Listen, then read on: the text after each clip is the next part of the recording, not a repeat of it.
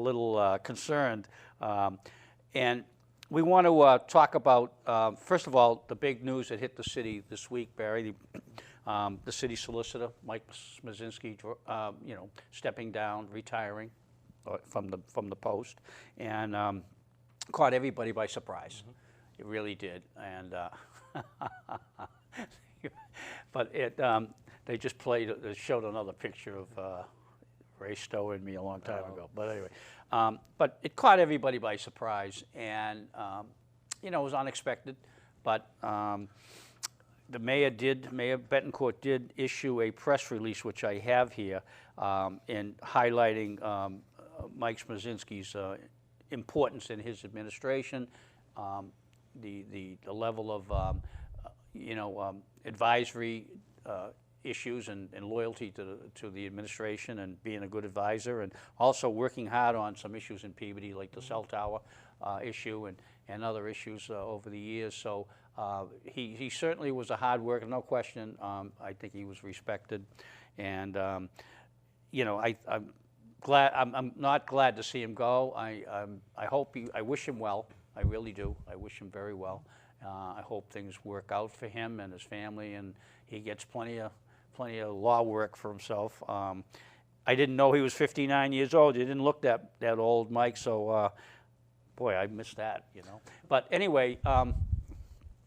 And then I saw the mayor's, press release, and I thought it was a great press release and highlighted a lot of what Mike Smazinski brought to the table. But I noticed that I also read the article in the Lynn item, which everybody's starting to read these days because they have a reporter over there who was doing a lot. He's the staff reporter doing a lot of reporting on. I shouldn't say reporting. He's writing a lot of articles on people in Peabody, candidates for office and whatnot. And he happened to have an article on the city solicitor, Mike Smazinski, stepping down. Now, we circled one here that, which is the reason I'm bringing it up, and I want to get your opinion on it, Barry. Sources, Mr. Grillo's sources said his resignation, Mike Smazinski's resignation, came just days after the city council meeting, when the city solicitor was criticized by two councilors, Ann Manning and David Gravel, on his handling of the... Dick, excuse me, I just got a text saying that our channel 99 is blacked out, that the screen is not on. Guy, I don't know if I got two texts. They're working on. They're working on. I hope they can hear us. Okay. Can they hear us? Can they at least hear us? You don't know. Black screen. It's on YouTube right now. We're getting the channel fixed. Okay. Okay. It's on YouTube right now. We're on YouTube now, and but we're going to talk because I think you can. I think the audio's okay. I think that. Okay. Well, we hope that it's on YouTube. So why don't you start back with what you were going to read that? So anyway, we read an article. The Mayor Betancourt put his press release out about Mike Smazinski stepping down. He gave him a glowing, thank you and all that, and that's well deserved. He's absolutely right on it. But then we read this article in the Daily Item, and I took exception to it for a couple of reasons, and we circled it here. It says sources, the sources that Mr. Grillo uses to write his articles, I guess, I'm assuming that's what it is, said his resignation, that's Mike Smazinski's resignation, came just days after last week's city council meeting when the city solicitor was criticized by councilors Ann Manning, Martin, and Dave Gravel on his handling of the Verizon Wireless lawsuit. Well, I don't think Mr. Grillo was at at least my sources tell me that Mr. Grillo was not there at that meeting. And my sources also tell us that there was no criticism of Mike Smazinski at that meeting. So I'm not sure where he came up with that. But the other thing is he makes a suggestion. He doesn't say it, but he makes a suggestion that him stepping down had something to do with that meeting, okay? And I'm going to use an old quote, a famous thing that was said many years ago. I knew John Kennedy, and you know John Kennedy, okay? I know Mike Smazinski. I've known him for many, many years, okay? And he doesn't quit and run and put his tail between his legs and leave, okay? That's not his style, okay? He's a pretty tough guy. And so I happen to take exception to that because I think it's a little, it's too much of a reach. It's too much of a reach for a reporter to make that kind of an insinuation. So whoever his sources are, okay, are very either ignorant, not knowledgeable, prejudiced, whatever. So I think he ought to be looking for some new sources when it comes to some of these articles he's writing about candidates running for office in this city, and in this case, the city solicitor stepping down. That's a reach, it's a stretch that to suggest that he stepped down because of two councilors challenging him. He's been challenged many times in his 5 years at the city council, believe me. You were on the council, you know. Yeah. And, you know, so I'm sorry to disagree with you, but I must say right off the bat, your article, right away when I read that, I didn't read another line after that, because I think that the article is tainted, and I don't want to be reading stuff like that anymore. So anyway, Well, your comments. Well, the problem with it, Dick, is it got printed and went out into circulation for people to read, and it's totally untrue. That was not the case on that, what happened on the city council. And clearly he wasn't at the meeting. Clearly he didn't watch the meeting, because that's not what happened. And I question the motivation of why he would print something like that. Because you're implying that two councilors were doing something intentionally to hurt him, and then you're implying that Mike is kind of, he's not tough enough mentally to handle pressure from two councilors, and he says, I'm out of here, I quit, and I leave. That's the furthest from the truth. Mike and I have gone at it a bunch of times, you know, when I was on the council, so I respect him for that. So that's totally bogus, and it's untrue, and I don't know where it's going. And when I read that article, I mean, we can go back to Trump and fake news, because every time I read one of his articles now, I'm like, oh, I don't know if I believe anything he's saying. So, and there was only one person quoted in the article. There wasn't the mayor, it wasn't Mr. Swazinski, it wasn't Councilors Gravel, it wasn't Councilor Manning, it was John Turco. Why he was quoted, I have no clue. Maybe everybody else was asleep and he couldn't reach it. I think we're still off the air because I'm getting phone calls. But as long as it's being played, yeah, I don't know if they can hear us, but they said the screen is black. So the other thing here, Dick, is there's a pattern here from this reporter. And there's something called journalistic integrity. And once again, if I don't believe what I'm reading, I want to take the paper, roll it up, and if I don't have any toilet paper, I might use it, or I put it into my fireplace. But he put out another article when he was interviewing, once again, the at-large candidates, and made some false statements, I believe, that Ryan Melville was vulnerable because he finished with 3,900 votes or something like that. Where is the basis for that? Ryan I don't believe, is vulnerable. And if you're going to look at it that way, Tom Rosignol finished a couple hundred ahead of him. Why isn't he vulnerable? So it's kind of like he's picking and choosing what his sources are telling him. Well, and I question what those sources are. And you know, back in the 90s,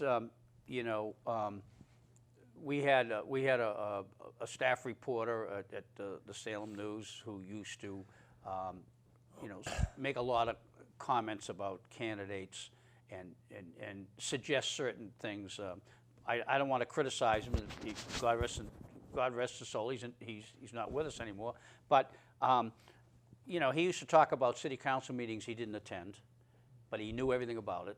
So obviously somebody at City Hall was feeding him information. So how could he write the articles? Because he didn't see it unless he watched it on TV, and I have no way of knowing whether he did or he didn't. But the thing is that same type of thing. There's a biasness about his writing back then. We have this guy from the Daily Item there in Lynn, And he's writing about, you know, the first one that really set me off. I'm disappointed in Mr. Grillo because I didn't think he was quite like that. I was disappointed in the article about the mayoral challenge to Ted Betancourt, Miss Conway, Jacqueline Conway. I mean, he put her in such a bad, I think, made her like an undesirable, called her, you know, basically said she was from a fractured family, she's collecting SSDI, all that kind of stuff, and you know, and then other candidates, he talked about Jared Hockman coming from Brooklyn, Yeah. and you know, and not being a Peabodyite and all that kind of stuff, and you know, but there are other candidates that weren't on the ballot that weren't from Peabody, and he doesn't mention them. So I don't know what he's doing other than the fact he's carrying somebody's water, and it really doesn't, to be honest with you, you don't have to be a rocket scientist to figure out whose water bucket he's carrying. But I think you ought to be looking for new sources because, you know, there's a lot of prejudicial information you're getting, and you're using it in a way that I don't think is, you should be reporting rather than trying to shape the news. Right. And I think it's a mistake that you don't report, but you'd rather choose to shape. And after a while, people are going to stop reading you. I can tell you that right now. So it's early on in the process for you, Mr. Grillo, and I think you ought to think about that a bit. And take it from one who's been in the process a lot longer than you. People will stop reading you. Believe me, they will. So, well, the other thing, and I think you touched on it, is how you craft a story to tilt it one way. You know, to come on and say Jared Hockman, who moved here from Brooklyn in 2002, you know, and if you look at it, you know, we're not political novices. We get the political game. It implies he's an outsider. Well, John Turco moved here in 2000 from Revere. So he's a, you know, he would, if we're going to say you got to be from Peabody, you know, you know. I was an outsider. Yeah. I got elected to office here in the early 80s. Remember I was on the library board? I was an outsider. I'm a Dorchester kid. I come up here. It doesn't have any bearing. So it doesn't. But then to bring in your family, divorced, like, I mean, sometimes I don't think that is necessary to see how you're going to perform your job. And the reason we bring it up, folks, because you know, a lot of people are reading the Daily Item, especially in South Peabody and whatnot. It's a paper that's close to Lynn and you know all that kind of stuff. So we get that. But the thing is, it's not a paper's job, a reporter's job, to put candidates in a bad light, because what happens is you actually influence the election and the people's opinions of candidates. Oh, absolutely. And to me, that's outrageous, okay? Especially if you don't really know them. You hearsay, someone tells you about somebody or whatever, or you form all kinds of opinions about somebody in a 5-minute interview, a phone interview, or just, you know, it's really not the right thing to do. And I think, now, the difference is, we're going to get to the cell tower in a few minutes. The difference between, you know, Ethan Foreman's article about the cell tower. It's night and day. And Tom Grillo's, you know, article about is just ridiculous. Okay, and Ethan Foreman did the right thing. He reported what happened. He didn't make assumptions on why somebody did this and somebody did that, or whatever. Okay. And I'm telling you, it's we want to bring it up early in this process, because we got an election coming up in a few months. We want to bring it up early in this process to let all you folks out there know that, you know, this kind of stuff, don't get jaded by it. Okay, the sources that run to newspaper reporters, you know, they can be good, they can be prejudiced, they can be self-serving. You know, or they just may be unknowledgeable, or they've got an agenda. You know, and you got to be careful of that. The other thing is you brought up the story about Ms. Conway, who was running for mayor. Mm-hmm. Now, questions whether he actually met with her or talked to her, that's besides the point. But there were some serious accusations made in that article against the city in terms of the city going after and the treasurer and the mayor and all these people colluded together to take her family's home. So those are serious charges. So what I don't see, when the mayor responded, it's being investigated. So where's your investigative 101 journal? Who, what, where, when, why? No follow-up. You drop it and it's gone, and you never do a follow-up on the story. And I'm not saying anybody's innocent or guilty, because I don't know what's going on with that. That's, you know, I haven't heard of that before. But it's wrong. And to shape her as some sort of a lunatic, I don't know the woman. I've never met the woman. But to say in an article she has a fractured family, and then to go back for a second interview. So if you didn't interview her the first time, like people she's claiming, why would you go back a second? And that's really, you know, so one thing, it comes back to journalistic integrity, and do I believe what I'm reading? And you know, when you see it in a paper, you think it's real and it's true. And if it's not, that's a huge problem. And to shape your articles to favor one at-large candidate over and over and over again, you know, as I said, me and you've been in the game you've been in a lot longer than I have. I see it all in front of me. It's like it's crystal clear what's going on here. And they're not fooling anybody. No, they're not. And we know lots of people in this city, and we know who's with who and what's going on. So this is all bogus. And I wish you would just stop it. Just report the news. Don't give me your bogus sources. Don't give me your biased opinions. And report what's actually going on in the city. So, and unfortunately, some people think that that nobody knows what's going on, and you're going to be surprised how much people really do figure out and do know. City of Peabody is not that big. I mean, 17 square miles. It's a small city.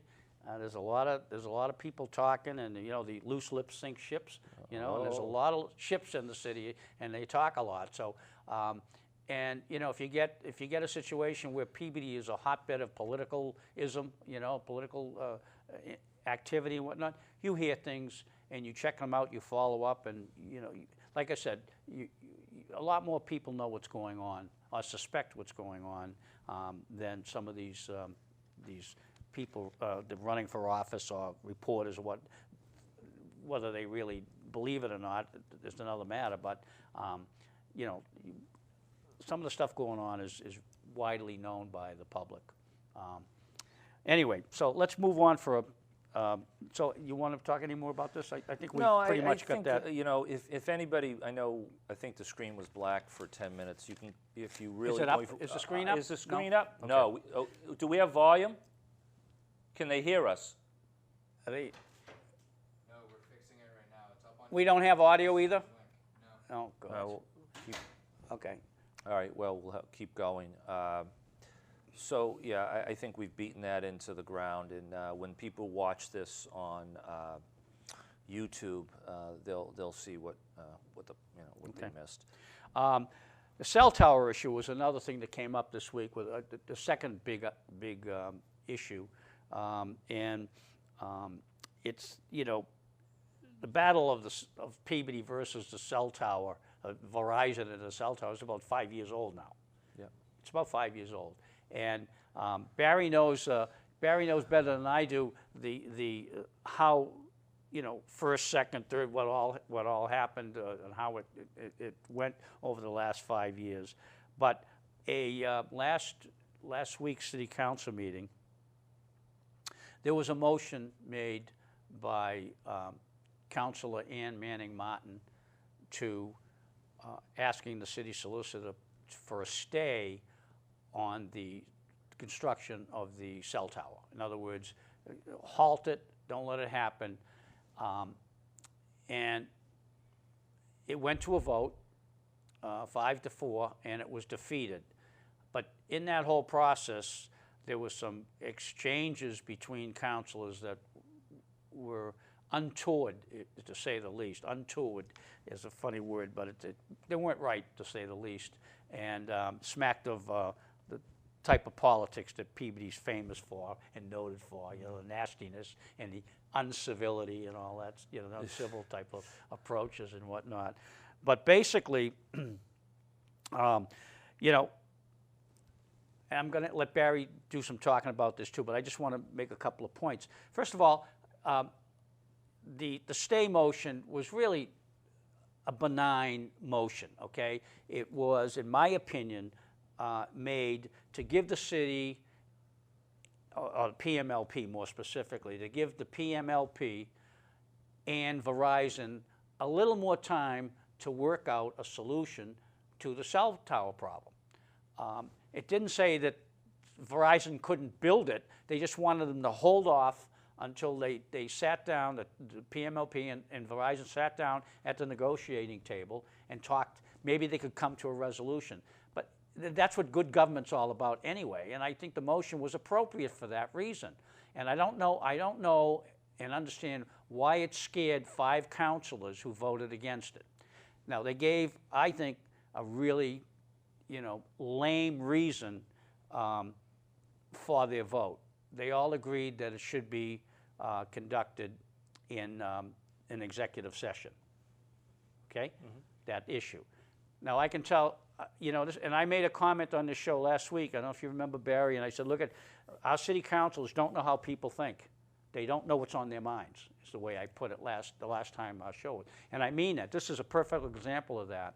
And one thing I do know that people are scared to death. They think there's nothing good that comes out of executive sessions. They think it's sneaky, it's secrecy, and they're pulling wolves over our eyes. And that's the truth. And if anybody in politics doesn't agree with that, then they're just along for the ride. They're not even putting their time in, because when you talk to people, they don't trust politicians, especially in executive sessions. So that's number one. And number two, to be honest with you, I think that executive sessions are just like cell towers. People are scared to death of cell towers. Whether you like to believe it or not, or whether you think it's justified or not, it doesn't matter what you think. It matters what people think. People think cell towers are dangerous, and they also think that they depreciate the value of your home. Wherever if you live in an area where there's a big cell tower, that knocks down the value of your home, believe it or not, okay? And if politicians in this city and on our boards, like the city council, okay, don't understand that, then they shouldn't be there. So for them to be afraid of a motion to have a stay, if the city would, file a stay of this construction, just so that the PMLP and then the Verizon can sit down and get this thing resolved, we wouldn't have to worry about all of these, one long 60-foot tower in one neighborhood. Sure. You would have a series of smaller antenna-type towers, not towers, but antenna-type instruments on light poles throughout the city. And so what's wrong with that? Why are they so afraid? What that tells me is that there's something else going on here. It tells me there's something else going on here. Okay? 4 ward councilors voted against it, the stay motion. Now, if they were honest and came forward and said, I don't want a 60-foot cell tower in my neighborhood, that's why I voted against it, okay? I'd say fine. That's honest. Let the cell tower stay where it is, okay? Don't bring it to my neighborhood. Okay, I agree with that. But I'm not buying that, because I think there are some personal issues here. And, I'm not going to go out on a limb and say what they are, but there's other things going on here that doesn't meet the eye, and there's some transparency issues here. That's why they wanted to go into executive session, because they didn't want what's going on, obviously, open to the public, which I think is a mistake, because the public pays the bills, they pay their taxes. That damn cell tower is going to go down on Lynn Street in the middle of that neighborhood. They have a damn right to know what's going on, because it's going to affect their family, maybe their quality of life, maybe their property values, and they have a damn good right to know what's going on. And I'm ashamed of those counselors. I really am. I'm ashamed of them, okay? So if they can't come out and tell the public what's really going on, then, there's something bad going on. That's all. That's the way I got it. So go ahead. Well, so just to recap, So it was a co-motion between Councilor Manning and Councilor Gravel to file a stay motion with to the judge in the appeal case. And I talked to a lawyer this week about it, and if the appeal has a strong case, strong merit, then that stay could be granted. If their appeal is weak, then the judge say, no, I'm not going to do that, continue on as you move. So, and then to see there was nothing about the motion that was illegal about discussing it on the floor of the council, that, versus executive sessions. And in terms of, some of the council said there is no negotiations going on, Dick. The only negotiations going on are between the PMLP and Verizon. The city has nothing to do with it. And Verizon's playing hardball again, and the reason is because they got us over a barrel on this lawsuit, and they know it. And so it goes back and forth, and and then the pièce de résistance, John Turco says, I'm appalled that I wasn't notified. And Councilor Gravel came back and said, there's plenty of times I haven't been notified, don't be appalled. And any councilor can make a motion. If you don't like it, vote no. Then he throws back, this is an election season ploy. And I was like, I have never seen such nastiness, such viciousness, there's no civility there. Yeah. You're supposed to work together. And all this motion did, if it passed, if the judge granted it, it would protect the neighborhood. Isn't that what it's all about? And if you ask me why Mike Smazinski left, I'll tell you, he probably wants to bash his head against the wall over this whole thing. It wasn't about some harmless motion, so the reporter can go stick his head in the sand. But the council voted against Mike's limousine. They voted yes on Coolidge Ave. Then they voted no on Coolidge Ave. Then they voted no on the 14 polls. Then they voted no on the Mullen Rule, so the people could have voted on it. Now you vote against to say. So Mike Smazinski, I saw him out in front of City Hall bashing his head against the cement saying, I don't know what I'm doing here anymore, I'm out of here. That's probably why he left. So it wasn't some ridiculous, not a benign motion. So I don't know. And then to say that the guy who owns Mike's limousine is a nice guy and it's only business. Well, let me get this straight.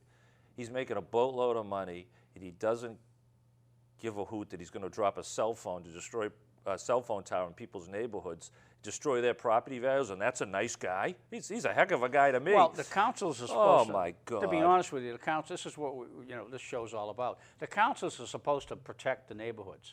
And this is what I mentioned a couple of weeks ago when we talked about, by their votes, they show whether they are for us or against us, okay? They do.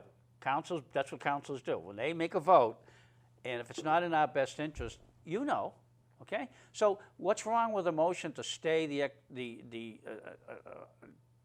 stay the construction of a cell tower if the PMLP and the city has nothing to do with it? Your PMLP, folks, in case you didn't know, the PMLP is separate from the city of Peabody. It's a separate entity, okay? It's not the same.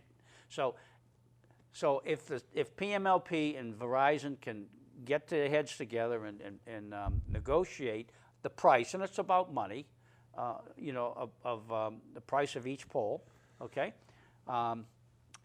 then all of this goes away and it's a win-win for everybody. Correct? Yeah. So absolutely. let me just go for reason for the stay motion. I want to go over that one more time with the people listening out there. The stay motion gives the city, actually the PMLP, the city's municipal light plant, if you will, a chance to succeed to resolve with negotiations, and to resolve the issue with Verizon. Okay, that's really what the stay motion will do. It doesn't affect whether that construction down there can happen or not. Yep.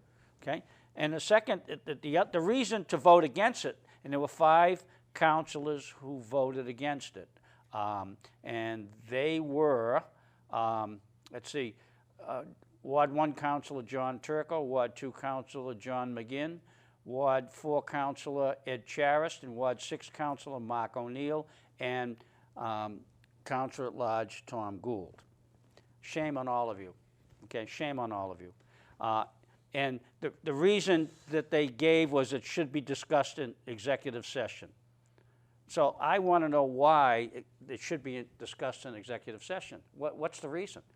I mean, it's not a personnel issue, okay? I mean, we're not talking about disciplinary issues about people who are, you know, being disciplined by the city, employees, I should say. It's not about contract negotiations, okay? It's not about land purchases, okay? It's about an issue. Now, this issue isn't so important that the city's not going to operate tomorrow. It's an important issue to people who live in Ward 1 and generally across the city, but not so important that it has to be discussed in executive session. So this is a nonsense reason for not voting, for voting against the stay motion by Councilor Manning Martin. It's a bogus, I like the word bogus. That's a great short word, right to the point. It's a bogus reason for voting against it. And that tells me that the reason it was voted down was this personal thing here. It's a personal thing. And we're not served very well by councilors who vote personal and not their conscience, their own conscience, because they have issues about one councilor or not, or each other, or whatever. They should be voting in our best interest, and they did not do that here, okay? They did not. And the final thing I'll say about that is the reason they were off the hook is because if the mayor didn't like the vote, he could veto it. Okay? So what's the big deal? What is the big deal about voting against the stay?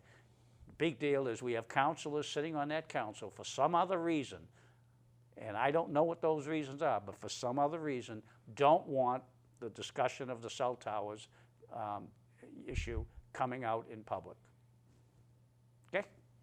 And that's all I'll say on that. So if Councilor Gravel and Councilor Manning's motion was made because it's election season, I didn't hear Councilor Turco upset about when they moved the vote for the J.B. Thomas till December, till after the election.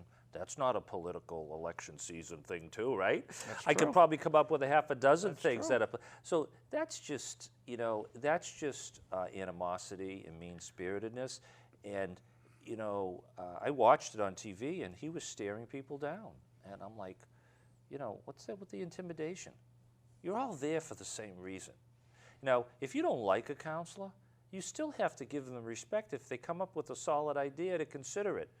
Not just to, you look over at your buddies and you say, okay, and then they all act appropriately. And once again, I heard two councilors say negotiations. There's no negotiations here. It's in the PMLP's hands, and if the appeal fails, you're getting a cell phone tower, and that nice guy from the limousine company is going to jam it right up your you-know-what in front of your house, 5 feet from your property line. So enough with the he's a nice guy, and I don't know why we're worried about him. In a special permit, and I know this is the FCC, he can't have any other, he's a non-conforming use. He can't sublease or do anything outside the realm, but maybe because this is, you know, Communications Act. So the whole issue is just a mess. It shouldn't be as big as it is, but the behavior of city councilors, the way they vote and the way they're treating each other on this issue, and the way it's been it's 5 years in the making, it's still here. You know, there's no question that PMLP is added to that because they don't have a good relationship with Verizon. I mean, so between the city and PMLP, they don't have good relationships with Verizon, and that's why it's probably lasting so long. But it's also, you know, it's also an issue, you know, because now we're going to have RCN in here because well, the other that's thing, part of the thing too. I mean, you know, there's just bad blood between. They got to resolve it. They got to stop this thing and get it resolved because it's resolvable. the other thing, Dick, is you have counselors on there that have no experience. Mark O'Neill's been there for 1.5 years. Turco's been there for 3.5 years. I think this is right. who else is on there? I'm having a, you know. McGinn? Yeah, McGinn's been there, Only what, couple of- 4 or couple of 6 years? But it terms. takes a long time to really get institutional knowledge and understand the rules. And just because, you know, when somebody with a 1.5 year experience tells me it should be an executive session, I don't agree with that. Yeah, And really? I'm not going to, you know, agree. but you know what? If it had merit, then I would consider it. But I take it from experience. I was there for 10 years. And if I got upset for the way I was treated and the votes that they beat up on me for 10 years, I'd be calling everybody names on there. It's business. Mm-hmm. You do the business of the council, and you win some, you lose some, but you don't take everything as a personal affront. And that's what's going on. And That's what's going on. that's There's no question. that's a serious character flaw. There's no question that that's what's going on, but, okay, so Good ideas can come from somebody you just don't like. Right. It's a fact. Some people you like, some people you don't. That's life. But if somebody comes up with a good idea, you just don't vote no because it came from them. Right, right. So We want to Anyway. move on just because I think we pretty much beat that one up, and I think we'll hear more to come on this. This is not the end of this issue, this cell tower can you issue. ask if is it on TV at all? Or are we still fighting that? I don't know. What? What? What did he say? Oh, we'll be off the air and we'll be on.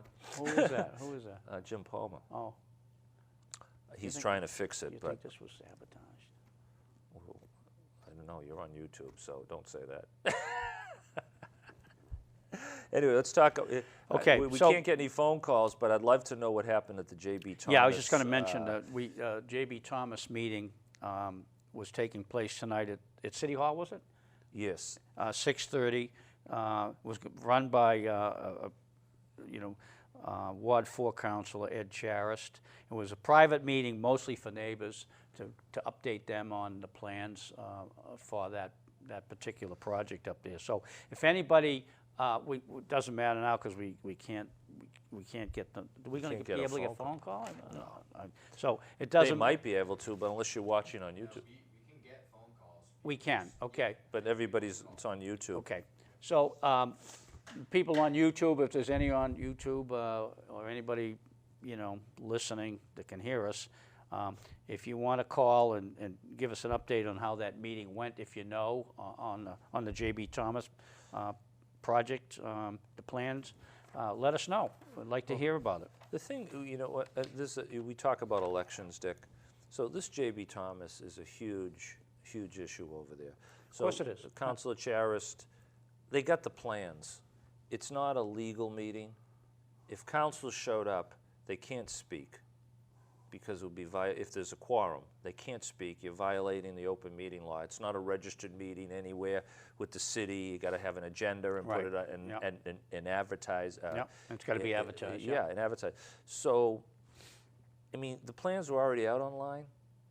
So I don't know if the mayor was there tonight. Would this be an election day ploy, do you think? I don't. Well, to go into a lion's nest, that's what I would think is going on.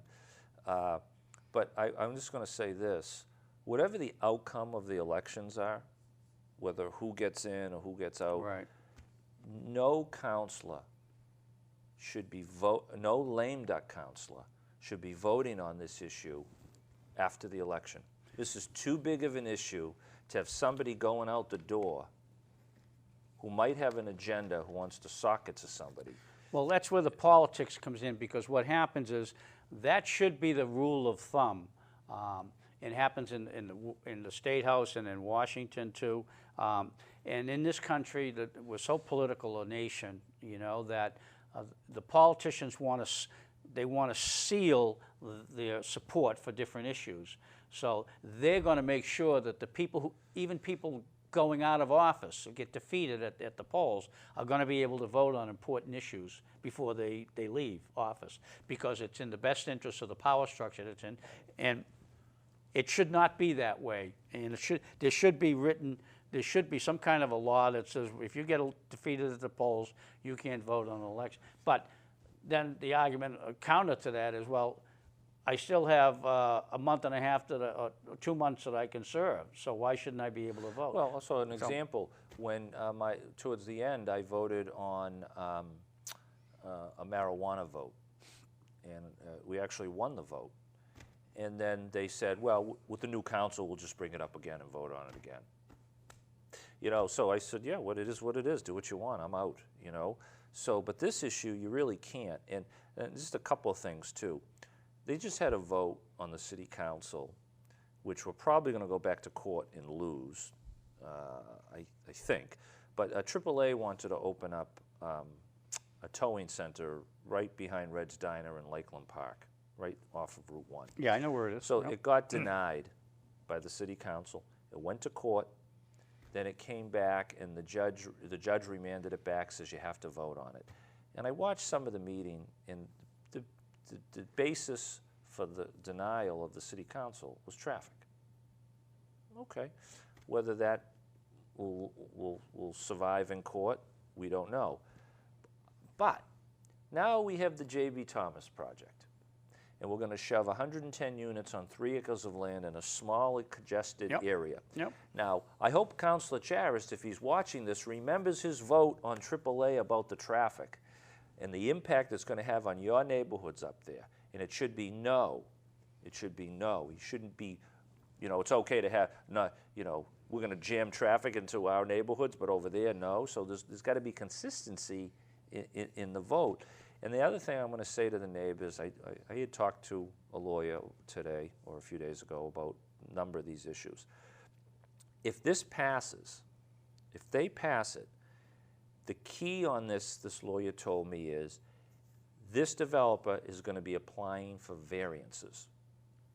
He's going to apply for variances for parking, maybe for side boundary, whatever those variances are. Yeah, side and lots, unless there's a legitimate reason, and it can't be to make money and shove more units, there has to be an issue with the topography.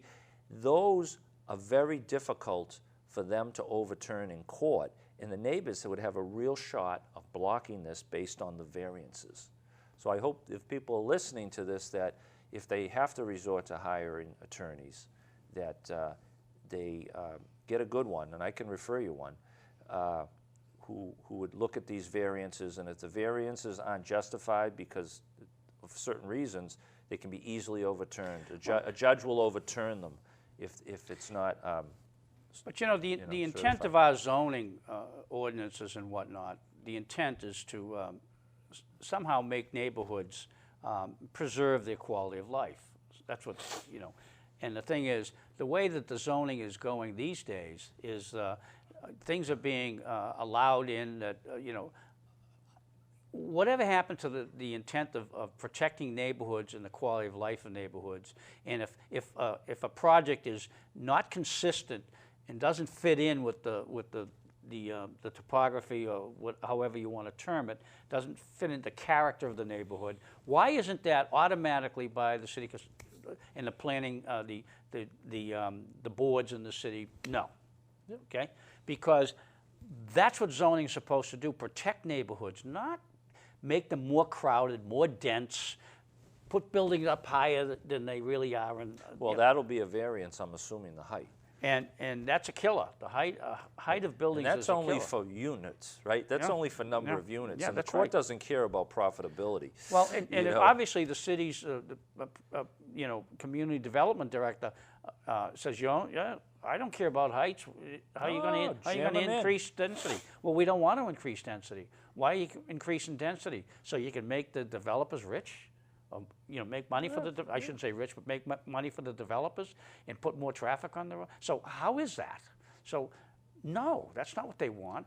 And if you think that, you know, the density, more people in smaller areas is appropriate, then you probably should be, you know, designing board games or something for, you know, for Parker Brothers or something, because to be honest with you, that's not what people want. And the negative impact of all of this development, not only on the environment and watershed areas and all that stuff, wetlands, but you know, traffic, noise, just general well-being about all of this, you know, traffic, smoke, you know, honking horns and everything. I mean, it all goes to like, you know, come on.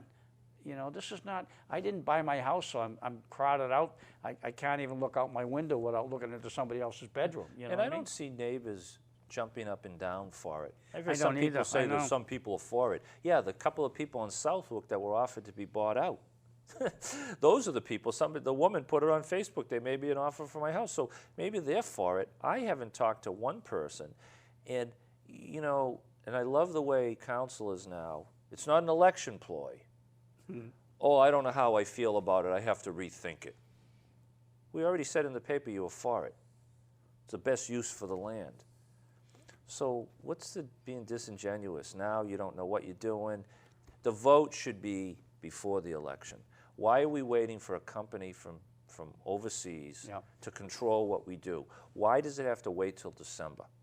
And I can't wait to hear the attorney, this bunch of garbage about why it's a non-conforming allowable use.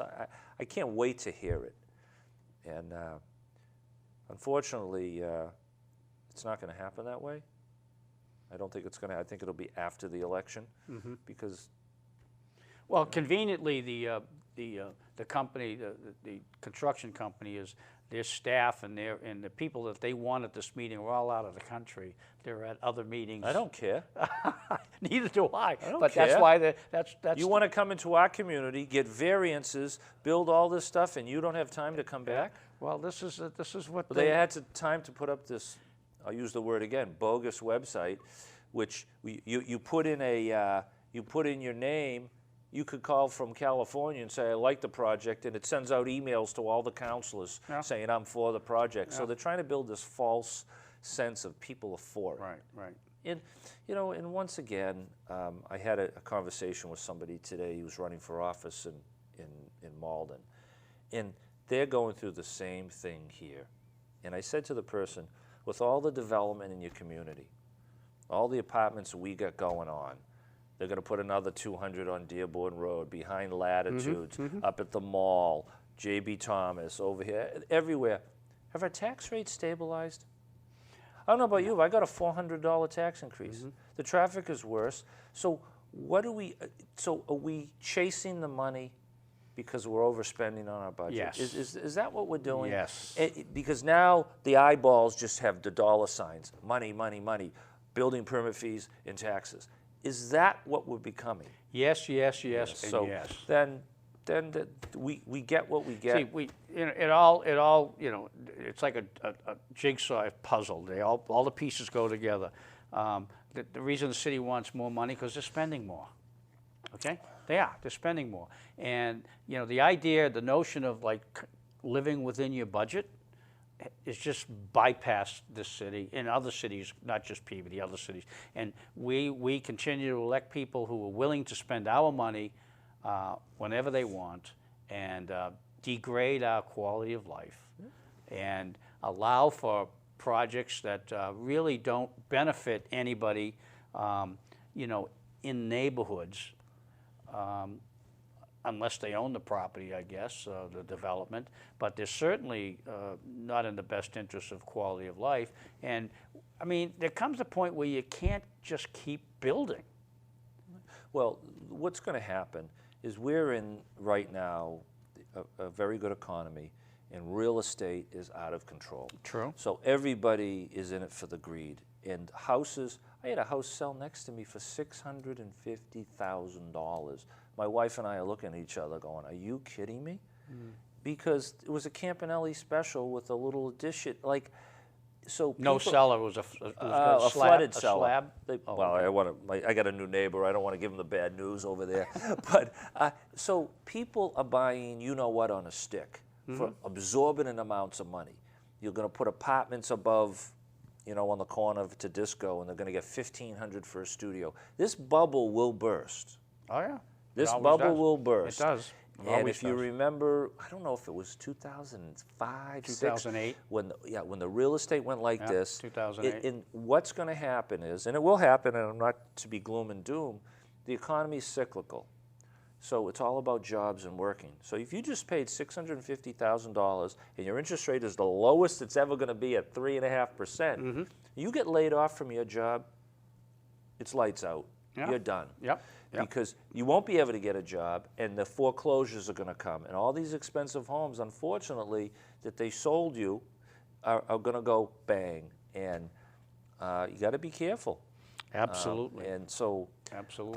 but once again, everybody's looking right now with the big wide eyes, you know, real estate, Oak Street, you know, 80 units over there. Now they want to take it and shove it over on Barry Street.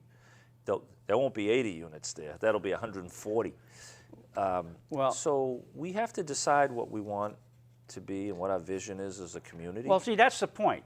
We have to have people in office who have a vision for this city, and the vision can't always be more is better. I mean, it can't always be that way, and because we don't have enough, we're running out of room to do all this. How do you make affordable apartments? What's really affordable? Yeah. When, if I buy a 3-family and I want to rent it out, and my taxes are $10,000 or $12,000 on the thing, how do I charge affordable rents? You can't, it's like you can't. It's a vicious cycle. Because that's right. that's why you got to control your spending. You got to decide, you know, what the vision is and where you want to take us in terms of economic development. You know, a hotel at the mall, I think, is a great idea. It helps the mall because the mall won't survive. The reason they're doing all this stuff right now is they're going to go flush because retail is going down. So they're putting in entertainment in stores. So the hotel makes sense to me. You come in, you go to Burton's, you have dinner, you walk back. Go to a movie. You go to they'll have movies. They'll probably, I heard they're going to do something like a King's or something like that. And then bowling alleys. And then when they get really bad, then they'll throw the apartments in up there because that will save them on some level. Because I did hear from a source that there's a lot of long-term lease money coming due from the big tenants that they must have refinanced. And JCPenney's on their way out, and if those people don't come through on those loans that they owe to Simon, it's not good. So this is what they're doing, putting in gyms and this and this. And look at you got to change what you're doing. You know, just like in any business, which way you're going and where you're going to steer your business. Sure. So how many apartments is good for this city? Every piece of vacant land, we're going to throw an apartment. Yeah. And then, you know, we talked about this, tying it all in. Why that makes sense is because not only you know, the density issue and the traffic issues and the quality of life issues, which are significantly important to people, believe it or not. I don't know why the politicians don't understand that, but anyway. But the thing is that there comes a point where, you know, you're so overbuilt that people start leaving, they start moving someplace else. And because they can't live in a city that's just so overbuilt. And Tuesday the party's over for traffic, because Tuesday's what? Election day. No. Well, that's Tuesday is the first day of school. Yep. Salem State well, is election back. day in Lynn. In Lynn, right. Yeah, that's right. Absolutely it is. And just not to veer off a tangent, but one of the councils over there I was talking to, he's up for election. There's a big race over there, and the primary is Tuesday. So a couple of days ago, they were there was a basketball game with a bunch of kids, and a gunman comes on the court, shoots somebody in the head, starts shooting people. He actually raced out on the court to protect the kids. I saw it on TV. His face was on TV. Give him a lot. It takes a lot of guts to run towards gunfire. You know, than to run. Most of the instinct, if it's like a burning building, you run. You don't run into it. Those are special people that do that. So anybody that runs towards somebody with a gun, you got stones. You got stones, and so anyway. But that was just an interesting story. I get to meet a lot of different candidates from all over.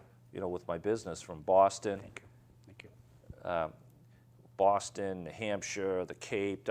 I get clients from everywhere, so I get to meet a good array of people. A lot of good. What is he saying? Are we on? We got What is he saying? 5 minutes. 5 minutes. I just was curious to see if Are we on? still black. No, huh? it's still Okay. black.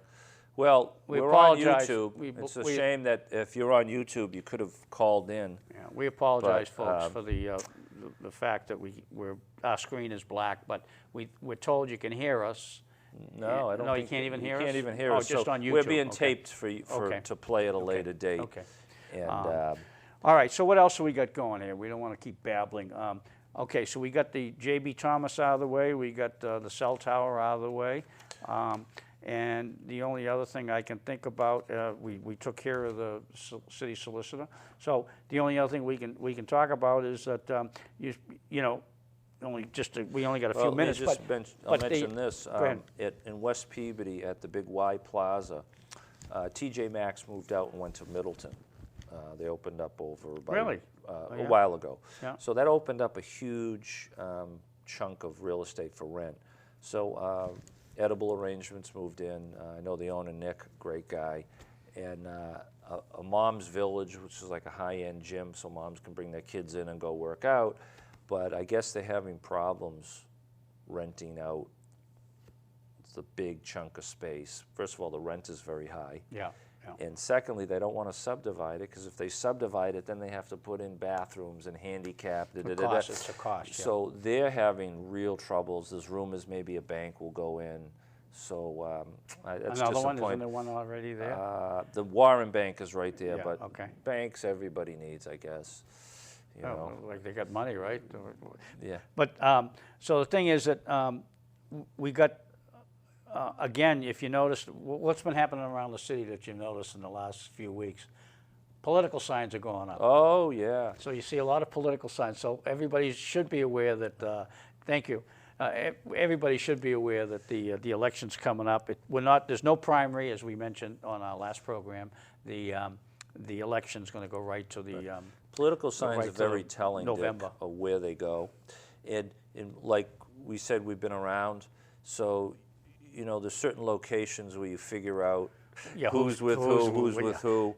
Like I said, And, nothing's really sacred anymore. You know, because it's all been done before. It's all been done before. And, no one's smarter than anybody else. And We're no matter watching how everything. no matter how hard you... Who's associating with who? Who's driving around with who in their car? And the thing is, you try to hide these things, but it's impossible to hide. So that's why I say to these people, you know, everybody knows what's going on because it's been done before. You're not doing anything that's never been done before. It's just maybe you've perfected it a little bit more, but it's pretty noticeable. So yeah, I noticed.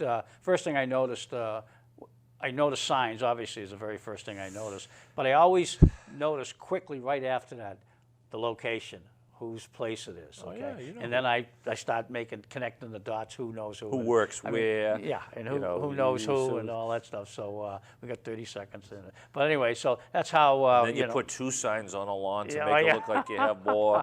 But you anyway, know. so get used to it, folks. We're going to have a lot more signs going up in the next several weeks, and you'll probably start seeing candidates getting out and walking a The little real bit season more. really starts after Labor Yeah. Day. So be prepared, and you know.